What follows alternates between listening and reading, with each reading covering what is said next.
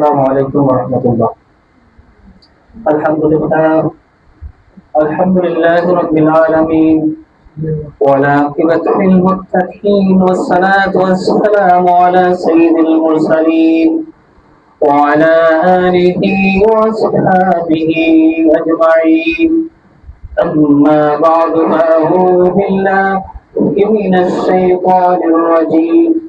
بسم الله الرحمن الرحيم. الرحمن علم القرآن. صدق الله المولانا العظيم وصدق رسوله النبي الحبيب الكريم ونحن على ذلك من الشاهدين والشاكرين والحمد لله رب العالمين. إن الله وملائكته يصلون على النبي يا أيها الذين آمنوا صلوا عليه وسلموا تسليما. اللهم صل على سيدنا مولانا محمد وعلى آله سيدنا مولانا محمد. اللهم صل على سيدنا مولانا محمد وعلى آل سيدنا مولانا محمد. بلغ العلا بكماله كشف الدجى بجماله حسنت جميع خصاله صلوا عليه وآله. محمد سيد الكونين والثقلين والفريقين من عرب ومن عجم. بلغ العلا بكماله كشف الدجى بجماله حسنت جميع خصاله صلوا عليه وآله.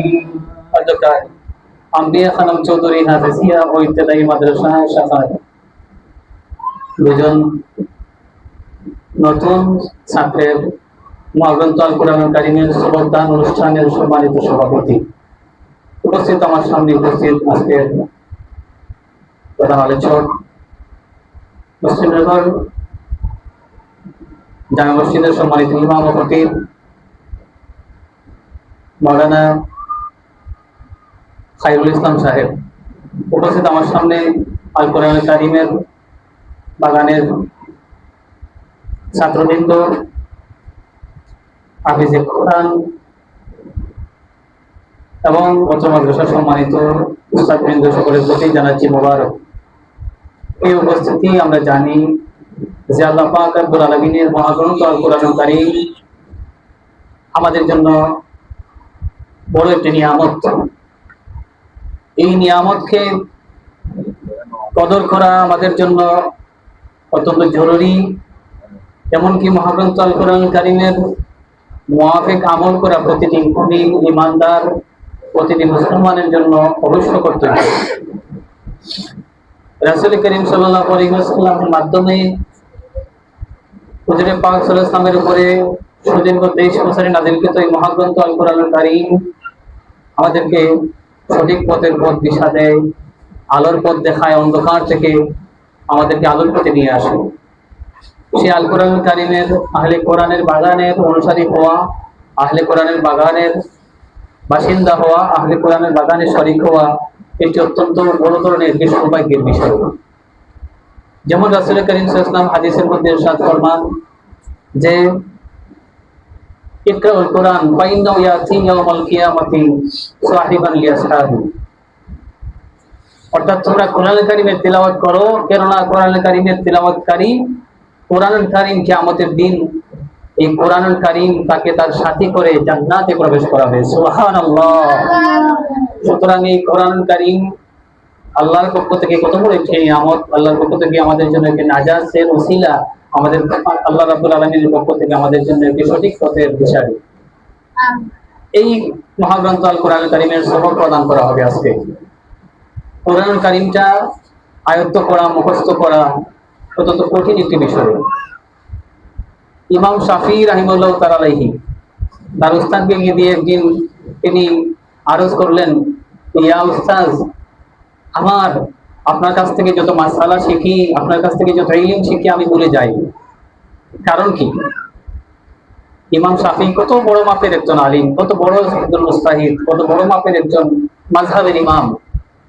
সেই ইমাম শাফি রাহমাতুল্লাহি তাআলা আলাইহি তার উস্তাদকে এই আবেদন যখন করলেন, তার উস্তাদ বললেন যে, শাফি, তুমি এক কাজ করো, তোমার যে ছোট্ট ছোট্ট ত্রুটি বিচ্যুতি গুলো আছে সেগুলো তুমি বর্জন করো। ছোট ছোট ত্রুটি বিচ্যুতি গুলো যদি তুমি বর্জন করতে না পারো, তাহলে তোমার কাছ থেকে সেই মাসিয়ত, যেটা ভুলে যাওয়ার যে অভ্যাস, সেটি দূর হবে না। এটাকে দূর করতে হলে তোমাকে ছোট ছোট ভুল ত্রুটি যেগুলো আছে এগুলো থেকে তোমাকে ফিরে আসতে হবে। ভুল ত্রুটিগুলো তোমাকে ভুল ত্রুটি থেকে মুক্ত থাকতে হবে, ভুল ত্রুটি থেকে বেঁচে থাকতে হবে। কারণ ইমাম শাফির উস্তাদ আরো পরিষ্কার ভাষায় বলেন যে ইলমটা হচ্ছে আল্লাহ রাব্বুল আলামিনের নূর বিশেষ। কোন পাপী, কোন ত্রুটি যুক্ত, কোন আল্লাহ রাব্বুল আলামিনের দরবারে কোন ব্যক্তির যদি মাসিয়ত থাকে, সেই ব্যক্তিকে আল্লাহ রাব্বুল আলামিন ইলম বা নূর দান করেন না। ইলম বা নূর হচ্ছে আল্লাহ রাব্বুল আলামিনের পবিত্র একটি খাস একটি বিষয়, আল্লাহ রাব্বুল আলামিনের একটি নিয়ামত। সেই নূর বিশেষ সেই নিয়ামতকে আল্লাহ রাব্বুল আলামিন অপাত্রে দান করেন না, সুপাত্রে আল্লাহ রাব্বুল আলামিন দান করেন, যার ভিতরে সেই ইলমের নূর গ্রহণ করার, যার ভিতরে সেই ইলমে নূর গ্রহণ করার, যার ভিতরে এই ইলমে নূর গ্রহণ করার আল্লাহ রাব্বুল আলামিন তাকত দিয়েছেন, শক্তি দিয়েছেন, যার ভিতরে সেই তাকওয়া, পরহেজগারিতা, যার ভিতরে সেই ত্রুটিমুক্ত জীবন, যার ভিতরে এই অন্তরাত্মা পরহেজগার রয়েছে, সেই ব্যক্তিকে, সেই মানুষকে আল্লাহ রাব্বুল আলামিনের নূর বিশেষ দান করেন। সুবহানাল্লাহ। এতে বোঝা গেল কি, যে আল্লাহ রাব্বুল আলামিনের নূর বিশেষ এই ইলমটাকে আল্লাহ রাব্বুল আলামিন সেই পবিত্র জায়গায়, যে অন্তরটা পুত পবিত্র, যে অন্তরটা পাপ মুক্ত থাকে, সেই তাকেই আল্লাহ রাব্বুল আলামিন দান করে। এজন্য আমরা যদি রাসূল করিম সাল্লাল্লাহু আলাইহি ওয়াসাল্লামের জীবনের দিকে তাকাই, তাহলে দেখি রাসূল করিম সাল্লাল্লাহু আলাইহি ওয়াসাল্লাম কোরআনুল কারীম নাযিল হওয়ার পরে আল্লাহ নবী সাল্লাল্লাহু আলাইহি ওয়াসাল্লাম নীরবে নিবৃত্তে আল্লাহ রাব্বুল আলামিনের ধ্যানে মগ্ন থাকতেন। সে আল্লাহ রাব্বুল আলামিন পাহাড়ের পাদদেশে গিয়ে আল্লাহ নবী সাল্লাল্লাহু আলাইহি ওয়াসাল্লাম ধ্যানমগ্ন হতেন। সেই ধ্যানমগ্ন অবস্থায় তাকাইতেই আল্লাহ রাব্বুল আলামিন সন্তুষ্ট হয়ে সে আধ্যাত্মিকতার পর্যায়ে পৌঁছার পরে আল্লাহ রাব্বুল আলামিনের পক্ষ থেকে ওহী ফেরেশতা জিবরিল আমিন আলাইহিস সালামকে আল্লাহ রাব্বুল আলামিন মহাগ্রন্থ আল কোরআনুল কারীমের আয়াত, ইকরা বিসমি রাব্বিকাল্লাযী খালাক খালাকাল ইনসানা মিন আলাক ইকরা ওয়া রাব্বুকাল্লাযী আল্লামা বিল কালাম আল্লামাল ইনসানা মা লাম ইয়ালাম, সেই আয়াতে কারিমাগুলো দিয়ে আল্লাহ রাব্বুল আলামিন আল্লাহর হাবিব সাল্লাল্লাহু আলাইহি ওয়াসাল্লামের কাছে প্রেরণ করেন জিবরিল আমিন আলাইহিস সালামকে। অর্থাৎ আল্লাহ রাব্বুল আলামিনের জ্ঞানে, আল্লাহ রাব্বুল আলামিনের একাগ্র চিত্তে আধ্যাত্মিকতার সফল সাধনার যে ক্ষেত্রে যখন যে বান্দার অন্তর যখন তৈরি হয়ে যায়, তখন আল্লাহ রাব্বুল আলামিনের পক্ষ থেকে আল কোরআনুল কারীমটাকে আল্লাহ রাব্বুল আলামিন সহজ করে দেন। আল কোরআনুল কারীমটাকে তার ভিতরে দেওয়া সহজ হয়। এই অন্তর গঠন করার পরে, তৈরি হওয়ার পরে আল্লাহ রাব্বুল আলামিন সেই অন্তরের মধ্যে সিনার ভিতরে কোরআনুল কারীমের সেই নূরটাকে ঢুকে দেন। আল্লাহ রাব্বুল আলামিন সেই নূরটাকে ঢেলে দেন। সেই নূরটা তখন সংরক্ষণ করা সম্ভব হয় বান্দার পক্ষে। এজন্য কোরআনুল কারীমের হাফেজ হওয়া কঠিন একটি বিষয়। কোরআন আয়ত্ত করা আল্লাহ রাব্বুল আলামিনের পক্ষ থেকে হাসিল করা আল্লাহর নিয়ামত ছাড়া আর কোনো উপায় নেই। এজন্য রাসূল করিম সাল্লাল্লাহু আলাইহি ওয়াসাল্লাম সাহাবায়ে কেরাম রাদিয়াল্লাহু তাআলা আনহুম আজমাইনদেরকে যখন তিনি নসিহত করতেন, সাহাবায়ে কেরাম রাদিয়াল্লাহু তাআলা আনহুম আজমাইনদেরকে বলতেন, ও আমার সাহাবায়ে কেরাম, যখন তোমরা কোনো জায়গার মধ্যে যাও, যখন গিয়ে দ্বীনের নসিহত মানুষের কাছে পেশ করো, নসিহত পেশ করার সময় এই কথাটি, আমার নসিহতটি তোমরা স্মরণ রাখো। সেই নসিহতটি হলো যে তোমরা বাশিরু ওয়ালা তুবাশিরু, নাফতিরু ওয়ালা তুনাফিরু, তোমরা মানুষদেরকে সুসংবাদ দিও, দিনটাকে সহজ করে দিও, মানুষের ভিতরে দিনটা সহজ করে বুঝিয়ে দিও। মানুষের ভিতরে তোমরা ভয় তৈরি করো না, ভীতি প্রদর্শন করো না, ভীতি ঢুকাই দিও না। দিনটাকে যদি কঠিন করে তুলো, তাহলে মানুষের ভিতরে দিন ঢুকা কঠিন হয়ে যাবে। যদি সহজ করে দাও, তাহলে মানুষের ভিতরে দিনটা গ্রহণ করা সহজ হবে। আল্লাহ রাব্বুল আলামিনের সেই দিনটাকে আল্লাহ রাব্বুল আলামিন সহজ করে দিয়েছেন। আল্লাহ রাব্বুল আলামিন বলেন যে আমি দিনের ভিতরে কোনো কাঠিন্যতা ঢুকাই নাই, আমি দিনকে সহজ করে দিয়েছি। ওমা জাআলা আলাইকুম ফিদ-দীনি মিন হারাজ, দিনের মধ্যে আমি কোনো কাঠিন্যতা রাখি নাই। সহজ করে দিনটা বুঝিয়ে দেওয়ার জন্য আমি দায়ী আল্লাহ নবী মুহাম্মদ রাসূলুল্লাহ সাল্লাল্লাহু আলাইহি ওয়াসাল্লামকে তোমাদের ভিতরে সেই কোরআনুল কারীমটাকে এবং তাজকিয়ে নফসকে সেই আয়াত তিলাওয়াত করে তোমাদের ভিতরে বুঝিয়ে দেওয়ার জন্য, সহজ দিনটাকে তোমাদের জন্য আরো সহজতর করে দেওয়ার জন্য আমি মহামানব বিশ্বনবী মুহাম্মদ রাসূলুল্লাহ সাল্লাল্লাহু আলাইহি ওয়াসাল্লামকে প্রেরণ করেছি। সুবহানাল্লাহ। এতে বোঝা গেল যে এই দিনটা দিন পরম্পরা হচ্ছে মানুষের ইলম ছিনা বসিনা, এক অন্তর থেকে আরেক অন্তরের মধ্যে ট্রান্সফার করে দেওয়া, এক অন্তর থেকে আরেক অন্তরের মধ্যে ঢুকিয়ে দেওয়া আদবের মাধ্যমে। আল্লাহ রাব্বুল আলামিনের পাক কালামুল্লাহ শরীফ গ্রহণ করতে গেলে আদব দরকার, আদবের প্রয়োজন। সেই আদব সহকারে কোরআনুল কারীমের তিলাওয়াত করলে, সেই রাসূল পাক সাল্লাল্লাহু আলাইহি ওয়াসাল্লামের মহব্বত রাখলে, আল্লাহ রাব্বুল আলামিনের ভীতি তাকওয়া পরহেজগারিতা অর্জন করলে সেই কোরআনুল কারীমটাকে আল্লাহ সহজ করে দেন আয়ত্ত করার জন্য, মুখস্থ করার জন্য, হাফিজে কোরআন হওয়ার জন্য। এই বিষয়টা পরিষ্কার করতে গিয়ে, বুঝাতে গিয়ে আল্লাহ রাব্বুল আলামিন কোরআনুল কারীমে সূরা কিয়ামায় বলেছেন, নবী পাক সাল্লাল্লাহু আলাইহি ওয়াসাল্লামকে আল্লাহ রাব্বুল আলামিন বলেন যে হে নবী, এই কোরআনুল কারীমটাকে আমি আল্লাহ রাব্বুল আলামিন আপনার অন্তরে ঢুকিয়ে দেওয়ার জন্য আমি সহজ করে দিয়েছি। লা তুহাররিক বিহি লিসানাকা লিতাজালা বি ইন্না আলাইনা জামাহু ওয়া কুরআনা।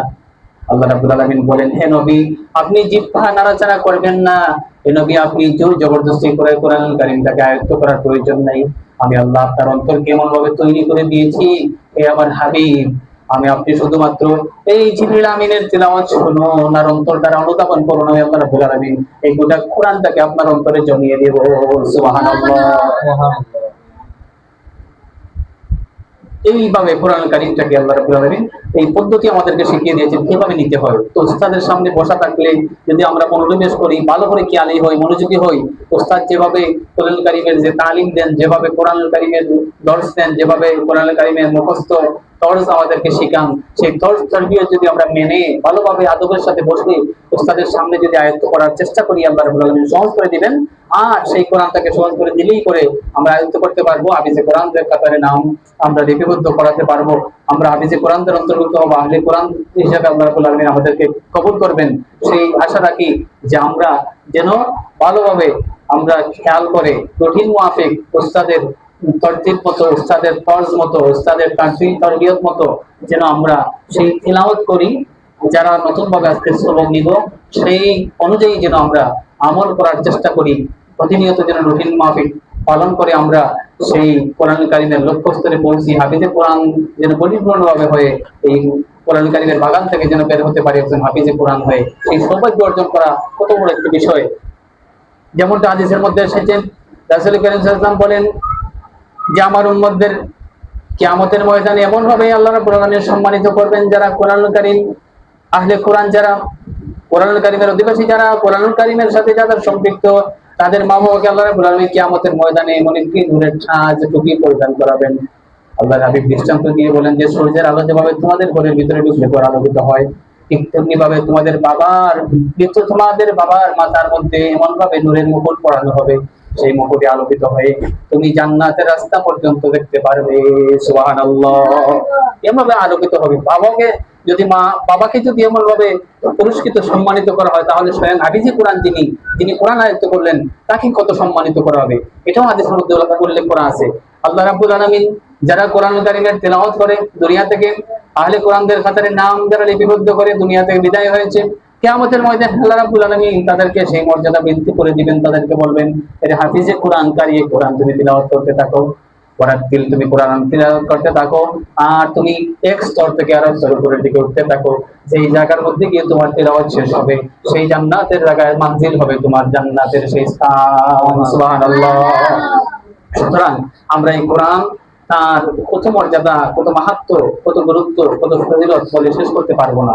শুধু কোরআনটাকে আমরা পড়বো, আয়ত্ত করবো, বুঝবো, কোরআনুল কারীম মাফিক আমরা জীবন পরিচালনার চেষ্টা করবো। সেই তৌফিক যেন আল্লাহ রাব্বুল আলামিন আমাদেরকে দান করেন। আজকে যারা সবক নেবেন তারা যেন সেই সবক নেওয়ার পরে মেহনত করে উস্তাদের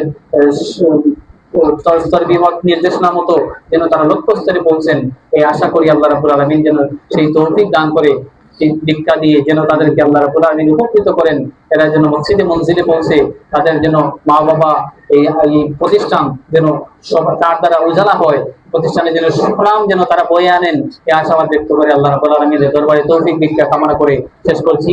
আমিন ওয়া আখিরু দাওয়ানা আলহামদুলিল্লাহি রাব্বিল আলামিন। আসসালামু আলাইকুম ওয়া রাহমাতুল্লাহি ওয়া বারাকাতুহু।